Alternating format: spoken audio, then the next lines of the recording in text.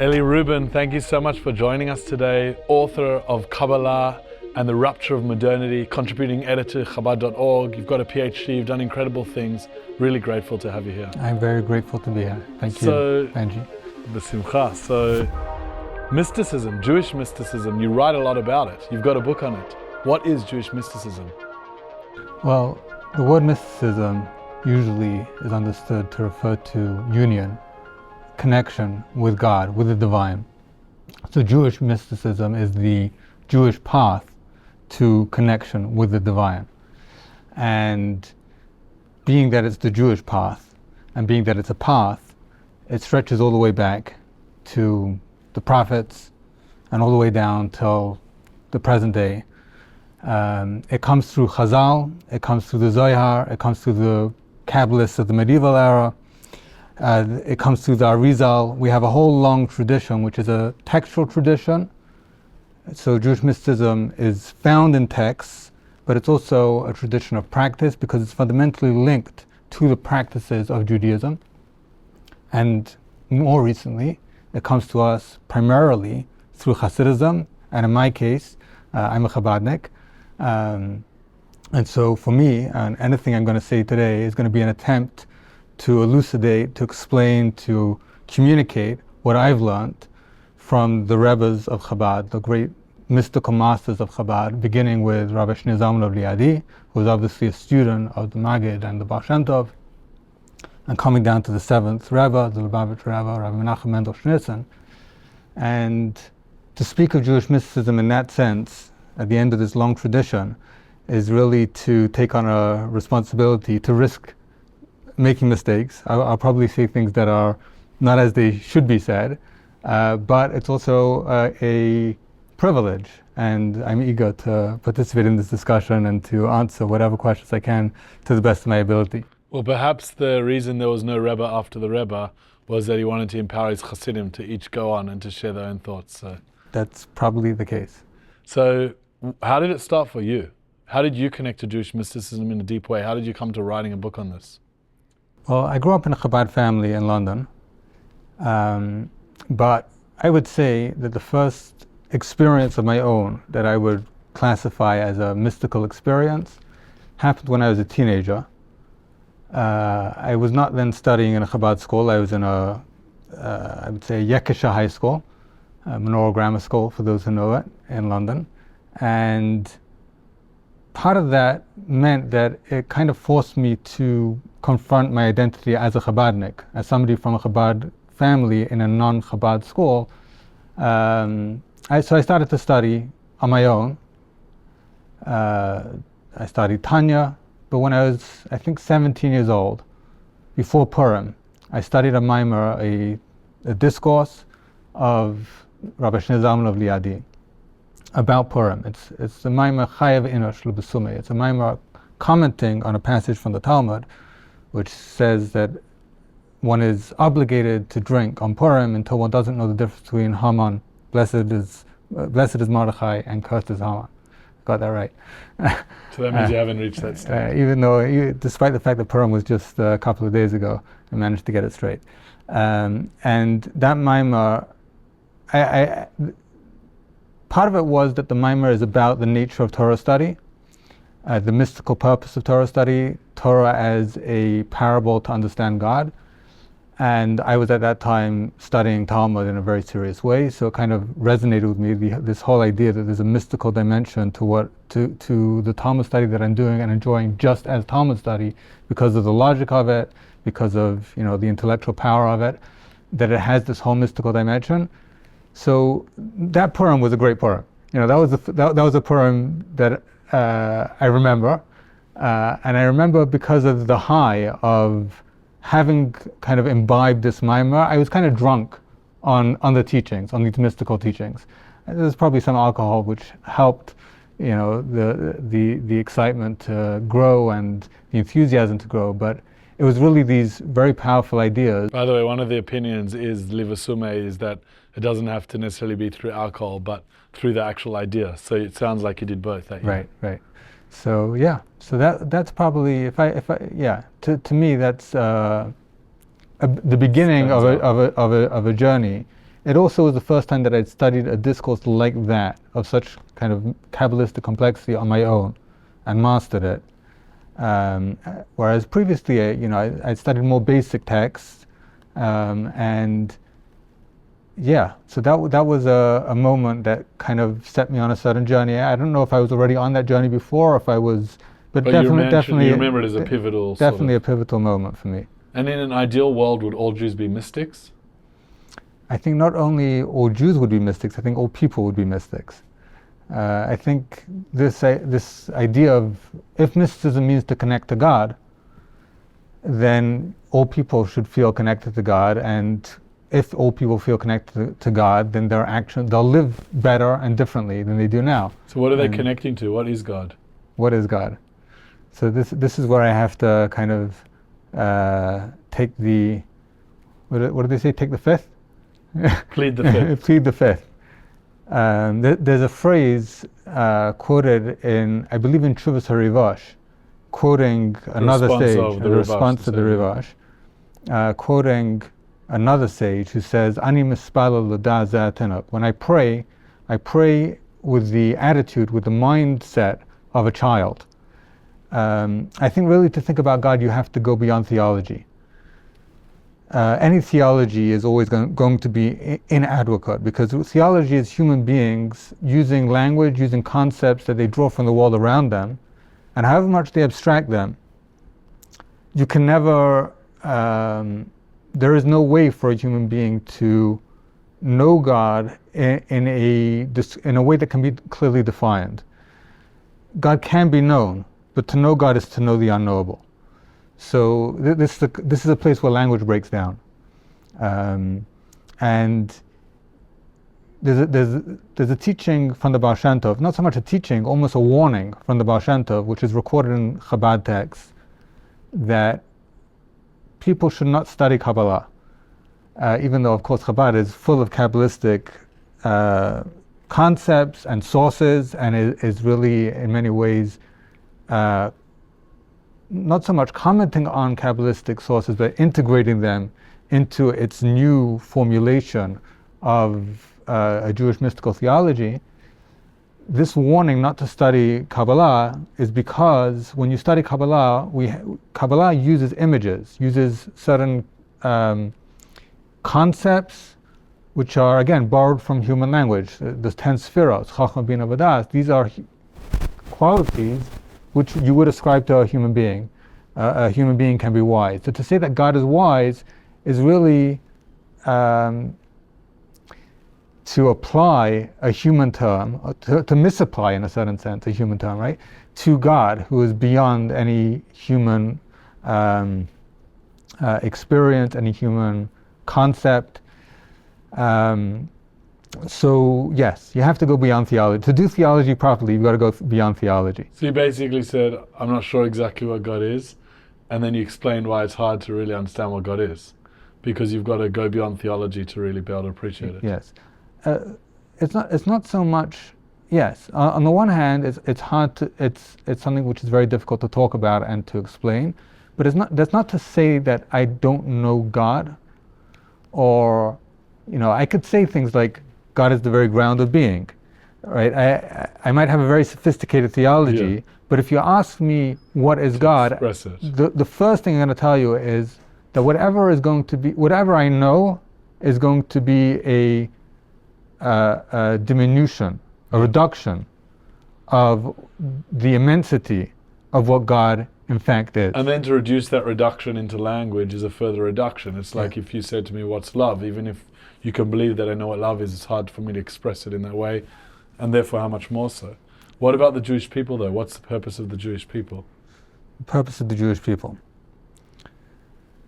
So one of the things that comes to mind is the Gemara in Brachas says, what is written in the tefillin that God wears, right, which itself, we just spoke about the problem of attributing human language or human concepts to God, right? So the idea of God wearing tefillin, again, runs directly into this problem. So God wears, according to this Talmudic statement, phylacteries, the religious things that males wear, and it says Mika Amcha Yisrael, right? Mika Amcha Yisrael Goy Echad Ba'aretz. Who is like the Jewish people, a nation alone in the land of Israel. Right, so that would be the basic translation, the simple translation, a nation alone in the land.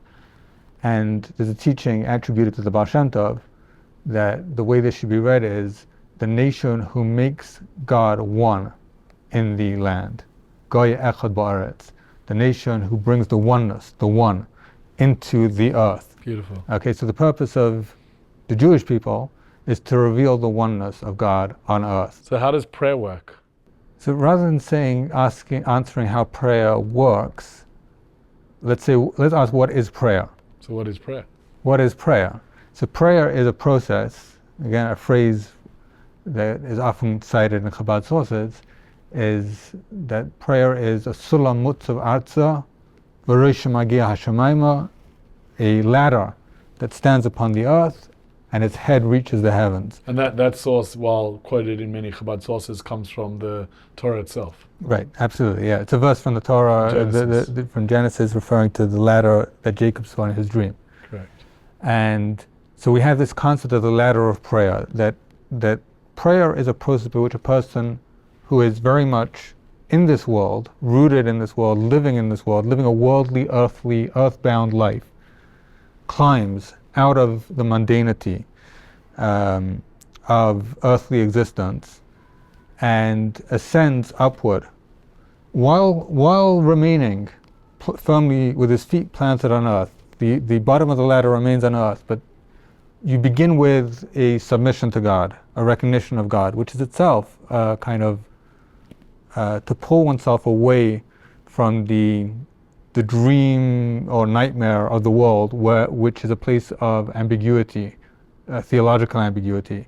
It's not clear that God exists, right? You have to believe, right? You have to convince yourself. You have to debate with other people who will say that God doesn't exist, right? There's this question that hovers over earthbound existence, especially in the modern era, right? Does God exist? And so to say, Moida ani lefanecha, I submit before you, God, or I thank you, God, I acknowledge you, God, that's already a move away from the world, a move upwards. And then you have a step-by-step progression, which, again, the mystics describe as this ladder. Psuke de Zimra, you have the verses of praise of God, which kind of gets a person into a mood, not just of acknowledgement, not just a basic level of acknowledgement, but exciting themselves about the greatness of God.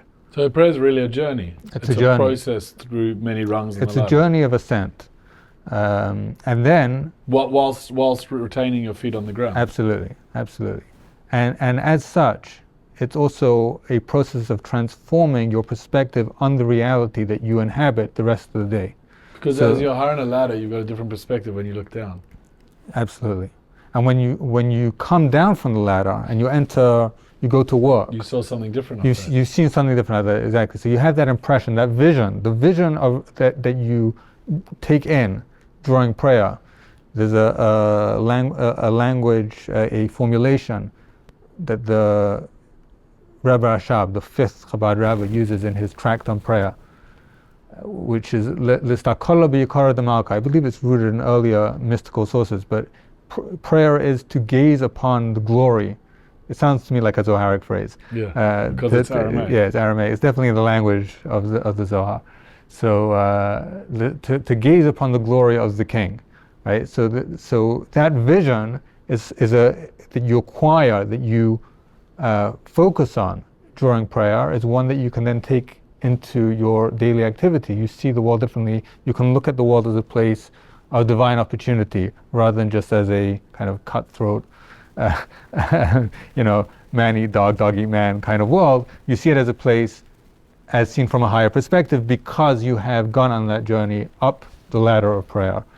So interestingly, when we talked about when you were sort of initiated into mysticism, you reflected on a mimer and a discourse that related ultimately, if it's the one that I'm familiar with, about what Torah study is all about. How would you summarize, whether from that mimer or others, what is the goal of Torah study? So in that particular discourse, Torah study is framed as the Mashal HaKadmoni, the primordial parable, or rather the parable for the primordial one, a parable by which you can understand God. So that itself also has a kind of ladder-like quality to it. He brings this idea that Shlomo HaMelech, King Solomon, was so wise that he was able to articulate 3,000 parables on any Torah idea. He could go one level deeper and then another level deeper, such that each level of understanding became a parable to understand yet another deeper dimension, and then that level itself, that understanding became a parable for yet a deeper level of understanding, and so on, 3,000 parables deep. And so he has this idea that when you study Torah, you're studying the wisdom of God, but the wisdom of God is communicated to you in a way that is analogous to the way a master teacher would have to teach a very small child. You go step by step. You teach them one concept, and then that becomes the building block for another concept, and so on and so forth. So even the parts of Torah, the revealed parts of Torah, the non-mystical parts of Torah, the legal parts of Torah, which deal with the halachas of monetary affairs, the laws of marriage, divorce, all kinds of things, the laws of Shabbat, kosher laws. On the one hand, these are, as they present themselves to be, laws about human conduct, but they also begin to provide a theological picture. And they can be seen as parables which have a deeper level underneath them, which is the mystical dimension. And the Zohar has this phrase, Nishmasa, the Nishmasa D'Oraisa. There's the soul of the Torah, and there's the soul of the soul. So there's level within level.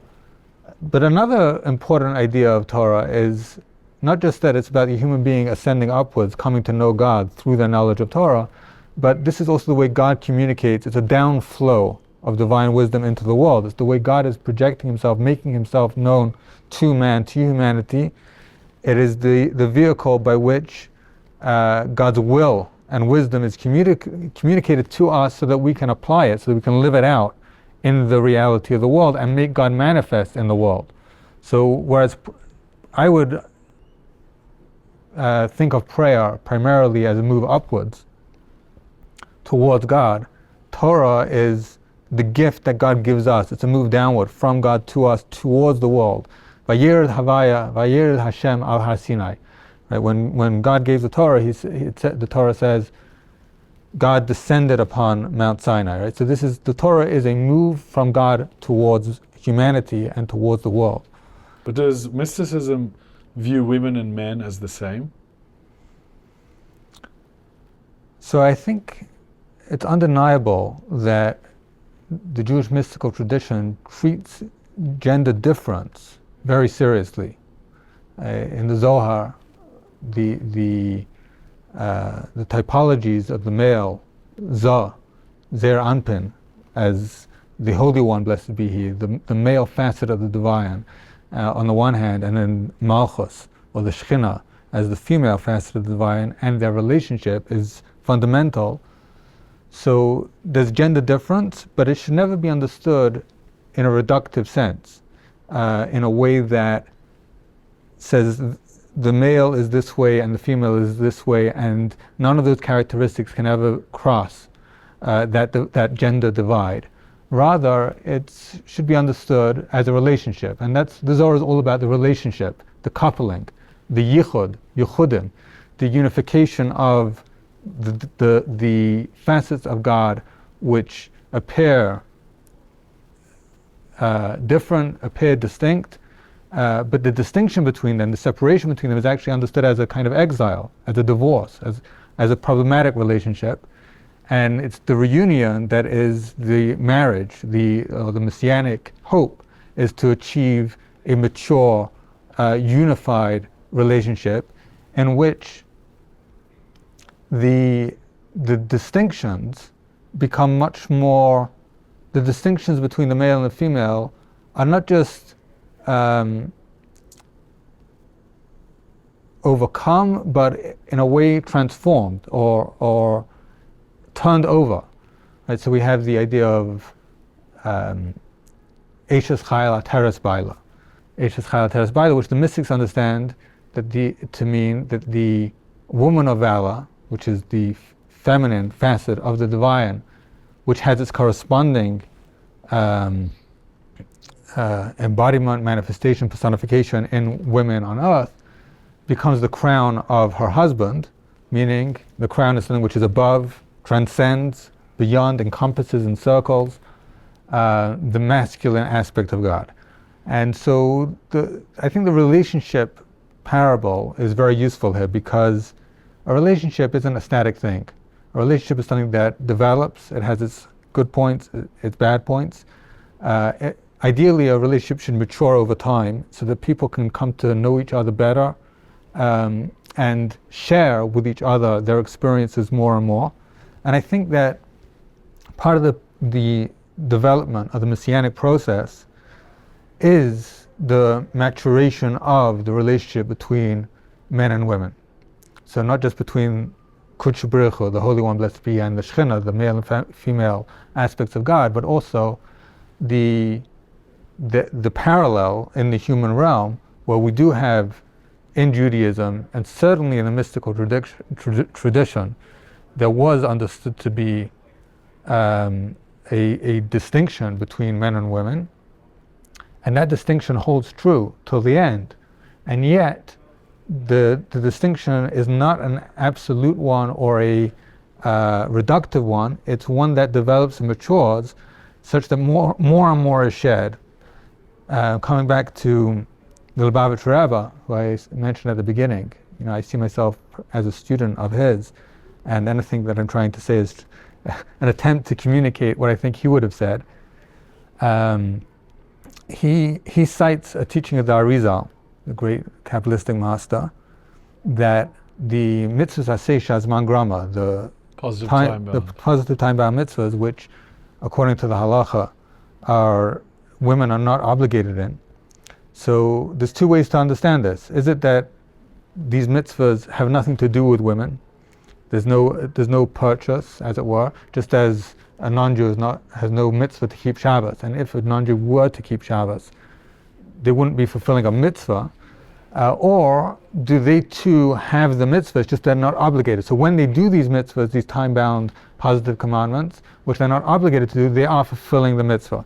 So the Arizal has this idea that they are, in fact, in a sense, actually obligated to do the mitzvahs, but because men and women share souls, so in other words, they're in a relationship, their mitzvah is done by their other half, right? So it's a very fascinating idea, because he talks about this in the context of tefillin, and he cites this Mishnah in Sanhedrin, which is about when people are sentenced to death.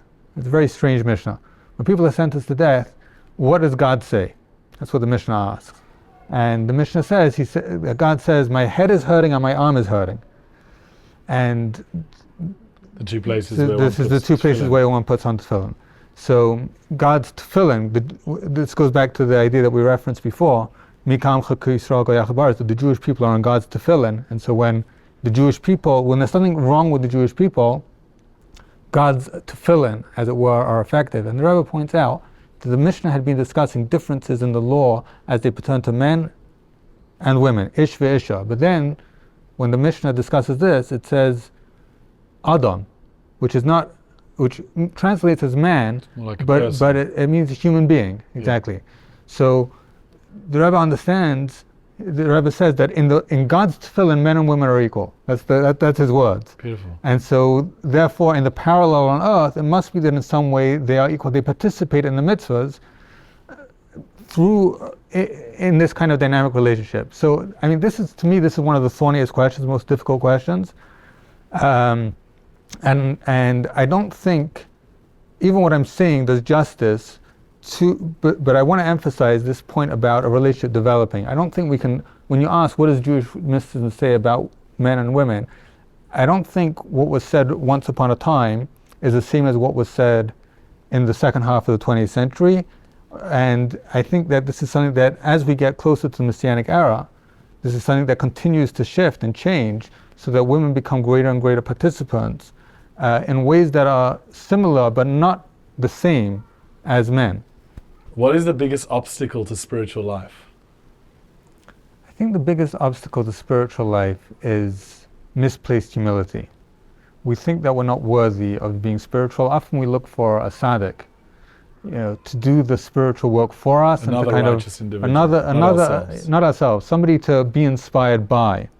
And I think one of the messages of the Tanya is that everyone can be like a tzaddik. The Beinoni is somebody who may be drawn towards doing things that are not righteous, but yet manages to motivate themselves to act in a way that looks externally exactly like a righteous person.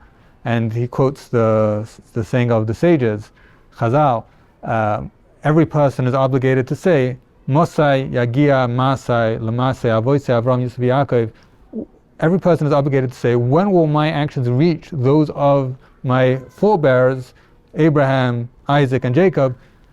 And so, which is this idea that we have these people who we put on a pedestal, but we shouldn't be afraid to emulate them. We shouldn't have this misplaced humility. Because they also were once upon a time the person looking up to the other person. Precisely. So we need to become them. Why did God create the world? Why did God create the world? I'm going to give the answer that the fifth Chabad Rebbe gave. He gave this answer in Rebbe Rashab. He gave this answer in a long manifesto which has 60 discourses, and he gave it over several years. So I'm going to give you the summary in a nutshell.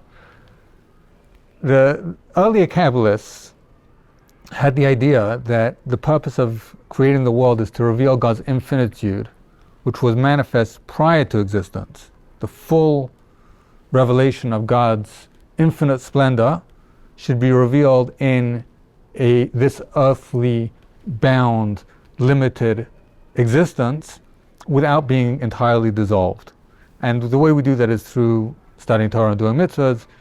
Torah reveals God's infinitude in the limited materiality of the world, such that it becomes transparent to the infinitude of God. But the Rebbe Rashab was not happy with this answer because he felt that it was somewhat circular, because ultimately, if God was already fully manifest prior to existence, then nothing new is being achieved by manifesting God fully in the world. All that's changed is now there's also a world. Before God was manifest fully, and now God is manifest fully in the world. So the Rebbe Rashab argued that the purpose of the world is actually to create a new kind of manifestation of God that was never manifest before. So prior to existence, God may have been manifest infinitely, and yet through existence we can make God manifest in entirely new ways.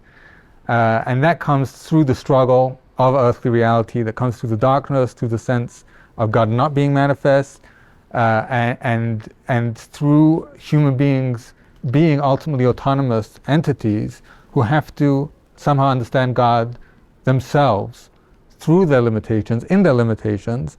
That creates a new kind of divine revelation that was never revealed even to God's own self prior to existence. So you just said that human beings being autonomous, does that mean that we have free will? Does free will exist? Absolutely. I think there's at least two types of free will that exist. One is just kind of regular agency. I believe very much in that. But then there's a deeper kind of free will which the Hasidic masters speak of, which is the free choice of the essential soul. And that's a free choice that comes either at moments of crisis, at moments where the weight of the world seems to be pushing you in a particular direction, and you need this essential power to kind of break free of the weight of circumstances and choose God. And that's a choice made freely by the essence of the soul, which is not bound by ordinary circumstances. And in a sense, every time a Jew, especially in the modern age, where we're free to do anything else, we are free to not show up to shul, we are free to live secular lives if we so wish, the choice which we make daily, or which we make sometimes, to embrace our Judaism, that is a free choice. Yeah. That is Bechira, and the Lubavitch Rebbe actually says that we have greater free choice now than we ever had before, precisely because we live in an emancipated So society. much an optionality. Yes. What do you think of when you think about Mashiach? I think of the phrase from the Rambam at the end of the Sefer Hayad, his great code of law, where he says, Lo yeh esek kol ha'olam ela leidas Hashem bovad. The work of the entire world will not be anything other than to know God alone. So in that there's a few points. One is that there'll be no other work, right? So our needs will be taken care of and we'll be free to excel in the higher order of things.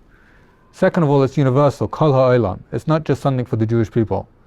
This is something which all people will participate in, and not just all people, the world itself, the very physicality. Kimela aretz deis Hashem, he quotes the verse from Yeshaya, the prophet, that the earth will be filled with knowledge of God, which is the earth itself, the inanimate earth, too will be a place that becomes transparent.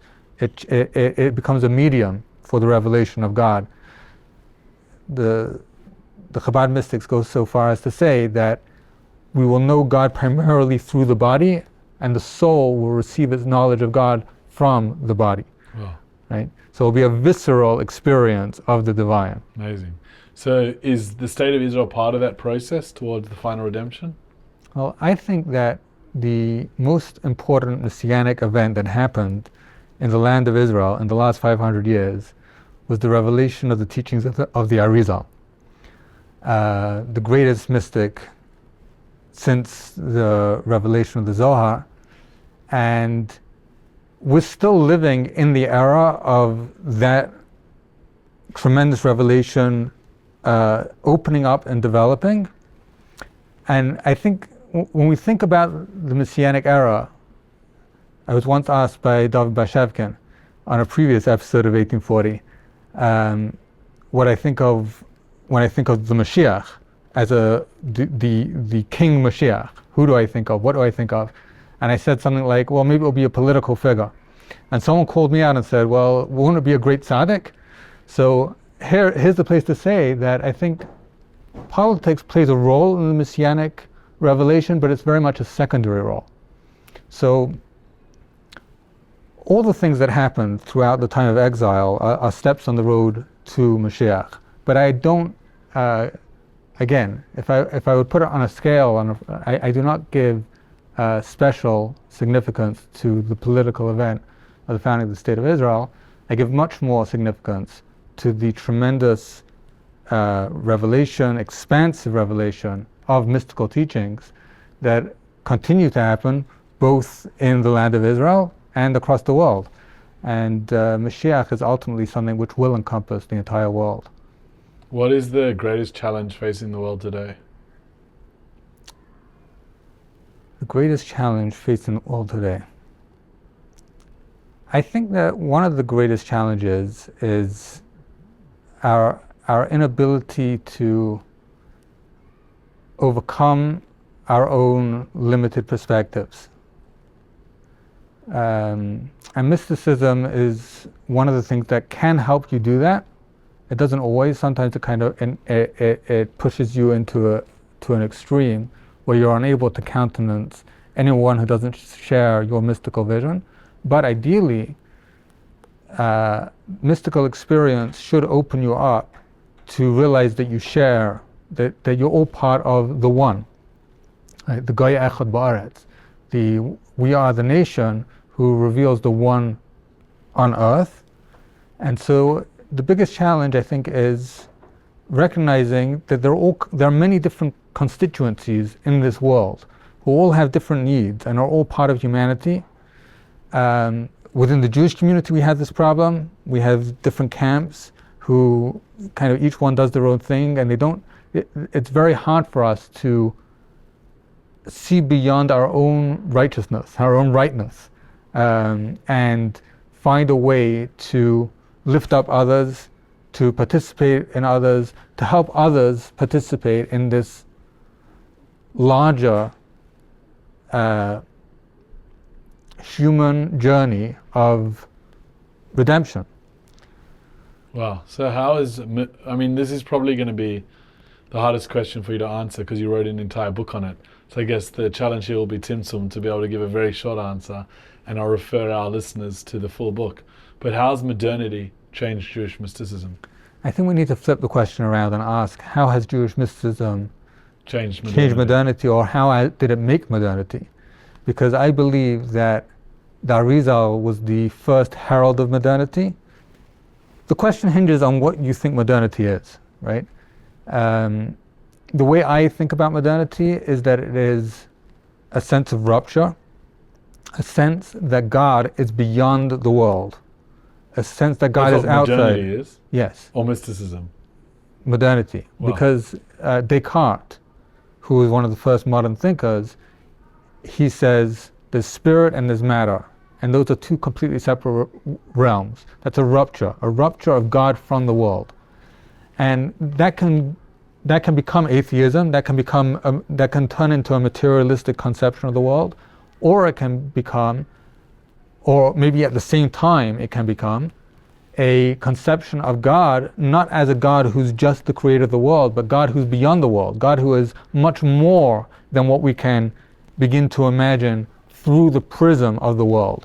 The Alter Rebbe, in that Maimah that I mentioned at the beginning, the Purim Maimah, he has a phrase, Ein ze ikar ha'elikos mashahu mahava oilamos. The main thing about God is not that he created the world, right? Which is a kind of mind-blowing concept.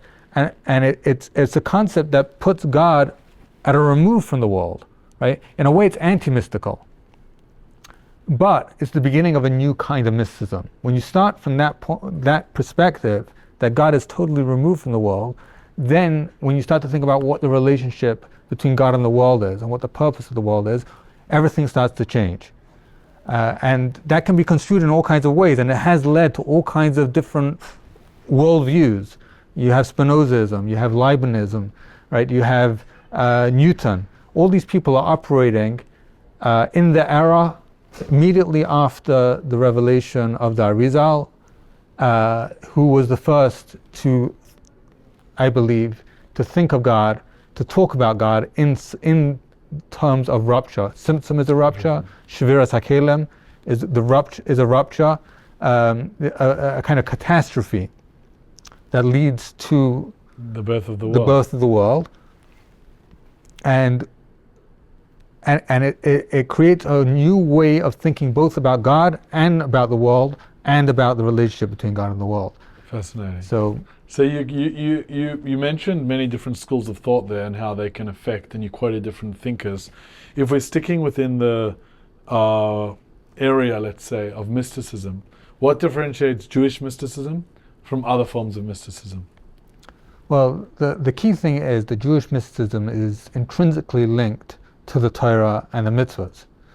And that's fundamental. That's Judaism. That's already differentiated. Right? So there's a fundamental distinction there, and that also means that because Torah and mitzvahs are directed towards living in the world, Jewish mysticism is always going to be very grounded in society, in real life, in family life, in home life. Jewish mysticism can never be something that is entirely kind of cloistered, entirely ascetic. Jewish mysticism is always going to have to strike a balance between the ratzai, the prayerful ascent upwards, and the shuv, the return back to earth, to make God manifest in the world. So what if someone isn't necessarily expressing it in a ritual way? Can that person, let's call them not religious, if they call themselves that, can that person still study mysticism? I think everyone can and should study mysticism. Godel Torah, Shemei V'Lidei Maisa, right? Great is study because it brings you to action. It's the saying of the sages. Yeah. Or the Talmudic statement. Yeah. What about, can it be dangerous? Can Jewish mysticism be dangerous? Well, yes, mysticism can be dangerous. I said before that the Baal Shem Tov warned against studying Kabbalah because you're using human terms to think about God. So the challenge of mysticism is the challenge of thinking the unthinkable. And it can lead to all kinds of problems. It can lead to extremes.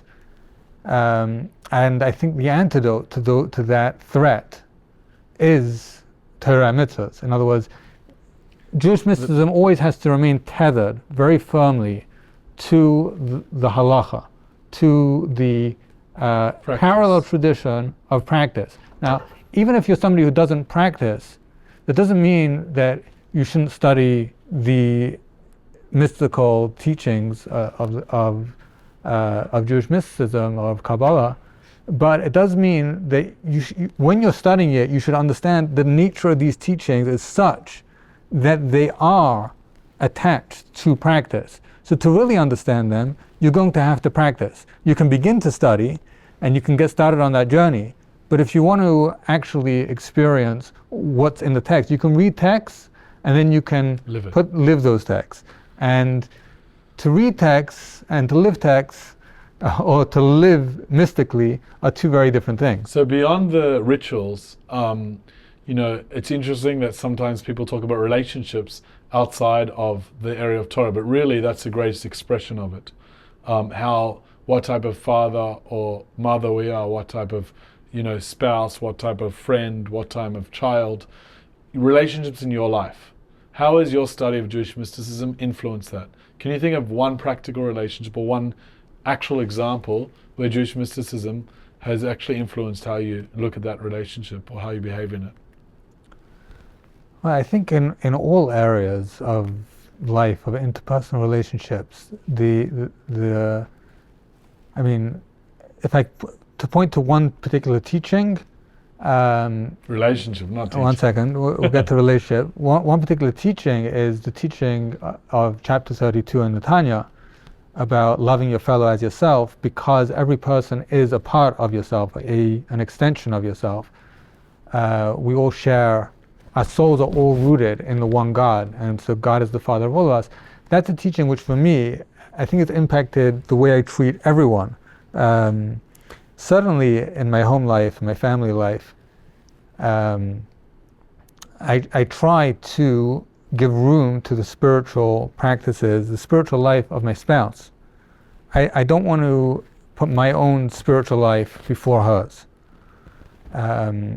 So that, to me, that's a very important thing. Even to the extent, I don't know if I'm allowed to say this in public, but like on Rosh Hashanah and Yom Kippur, if she wants to spend time in shul and somebody needs to take care of the kids, I'll be happy to do some of my prayers in private in order that she can have her personal spiritual experience. Now, that stems from this fundamental understanding that there isn't a competition here. Yeah. It's not. We should not see ourselves as two people. That goes especially for a husband and a wife, but I think that principle is meant to be extrapolated, extended more broadly to other human beings in general. We have this instinct almost to compete and to feel that somebody else's gain is our loss, but that's not actually how it is. Somebody else's gain is your gain. Wow. It's not. There's no competition. So we've had so many conversations about different topics and looked at teachings that relate to those topics. I'd like to end just with one teaching. What's one transformative idea from Jewish mysticism that inspires you or that you can sort of share with us right now? One transformative idea from Jewish mysticism. Well, I think we're sitting over here in a shul, and in front of the ark it says, Shivisi Hashem L'negdi Samed. Now this isn't necessarily a mystical teaching, this is a verse, and it's in many, many shuls. But I think that is a fundamental principle. Placing God before you, when you walk in the street, to see God in everything, to see God everywhere, that is, to me, one of the most fundamental mystical teachings. It's expressed in that verse, but the place for me where it's developed into a theoretical paradigm, a teaching, as it were, that can be internalized in a very deep kind of way is in the second part of the Tanya, Sha'ar Yichud V'Emunah, where he speaks about the teaching of the Baal Shem Tov. La'olam Hashem devarcha nitzav b'shamayim. Forever, God, your words stand in the heavens. He says that the word of God creates the heavens and stands in the heavens. So to look upon the heavens is to see the word of God. To look upon the earth is to see the word of God. To me, that's the meaning of Shavisi Hashem L'negdi Samad. It's not just to remember God, but wherever you look, what's in front of you? What's in front of you is the word of God. God is communicating to you through reality. In reality, reality itself is God speaking to you. It's like God goggles. So, Dr. Eli Rubin, divine lenses. It's beautiful to hear that as your final teaching for this conversation, because it's clear that's how you view the world. Every single question, bringing together sources, but not just sources in a theoretical sense, but a Shiviti Hashem, a practical living. And we give you a blessing that you continue to teach, continue to share, and continue to view the world in that way, so that it transforms your own relationships and those all around you. Thank you so much. Thank you, Benji.